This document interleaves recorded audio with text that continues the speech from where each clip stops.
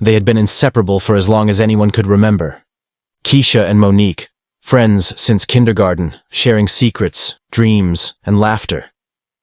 But sometimes, the people closest to us are the ones who can shatter everything.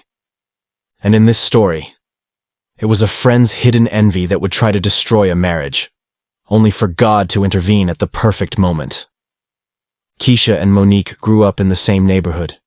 They walked to school together in the biting cold, swapped clothes before school dances, whispered secrets under the covers during sleepovers. Keisha carried a natural innocence, kindness that felt effortless, laughter that could warm a room. People gravitated toward her without her even trying. Monique. She was the vibrant one. Always dressed to impress, always drawing eyes when she entered a room. She loved attention, and she usually got it. In the early years, her jealousy was almost harmless. She'd joke about Keisha's worn shoes or tease her timid voice in class. Keisha would laugh along, because in her mind, Monique was just playful. But time changes things. The edges of Monique's jokes began to sharpen. A compliment for Keisha felt like a slap to Monique. Every time someone praised Keisha's kindness or beauty, Monique's smile stiffened, just a fraction. Deep down, she envied what she could never fake: Keisha's grace. The night that changed everything came without warning. Monique invited Keisha to an art gallery, owned by a man who had quietly admired Monique for months. Monique arrived dressed to command the room, a bold, figure-hugging dress, high heels, hair straightened to perfection, makeup flawless. She intended to be the star of the evening. Keisha arrived in a simple yellow dress, flats, and her natural curls framing her face. She wasn't trying to shine, but she did. They wandered the gallery, whispering and laughing, until the air shifted.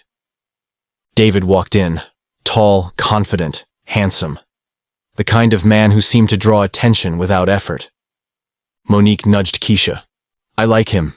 Think I'll say hi." But David's eyes didn't even flicker toward Monique. They found Keisha, and stayed there. Monique's smile faltered only for a heartbeat, before she masked it with charm. David and Keisha talked the rest of the evening, about God, about science, about everything and nothing. He was drawn to her humility, her intelligence, her gentle spirit. From across the room, Monique watched. Her jaw was relaxed, her lips curled in a smile. But inside, she burned. When David asked for Keisha's number, she hesitated, glancing at Monique. "No, I can't. Girl, give him your number," Monique said with a laugh that didn't reach her eyes.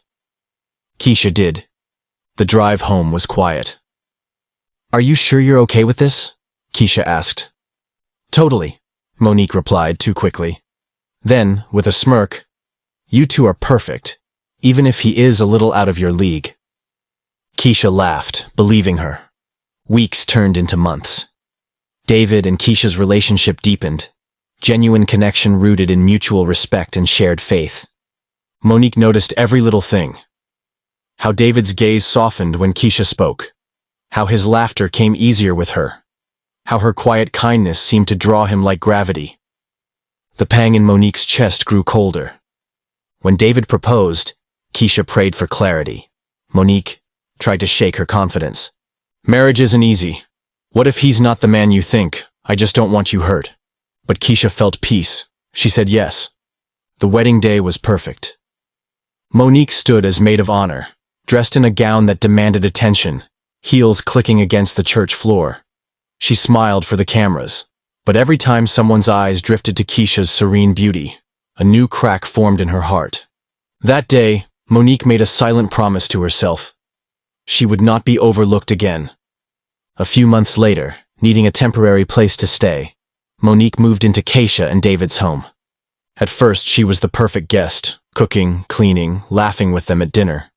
But underneath the charm, something darker moved. It started small. "That dress, maybe not your best choice?" she'd murmur within David's hearing. "Keisha tries so hard, but sometimes I think she overdoes it." David brushed it off. Keisha ignored it. She loved Monique too much to suspect anything. But Monique's bitterness was growing. Then came the whispers. I think I saw Keisha with another man. Maybe I imagined it. David dismissed it. He trusted Keisha completely. But Monique kept planting seeds, knowing that doubt doesn't need proof. Only repetition. And then, she went further.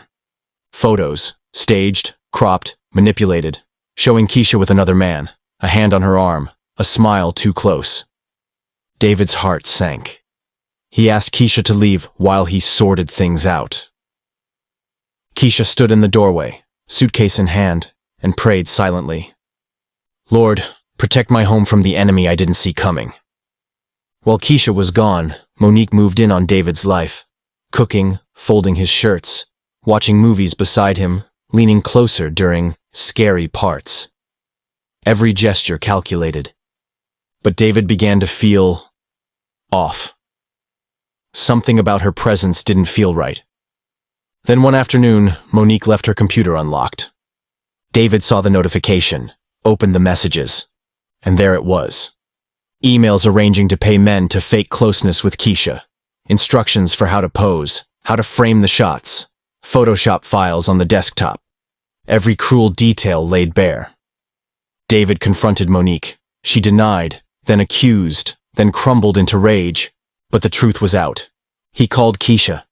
His voice was heavy with remorse. He asked for forgiveness. And she gave it.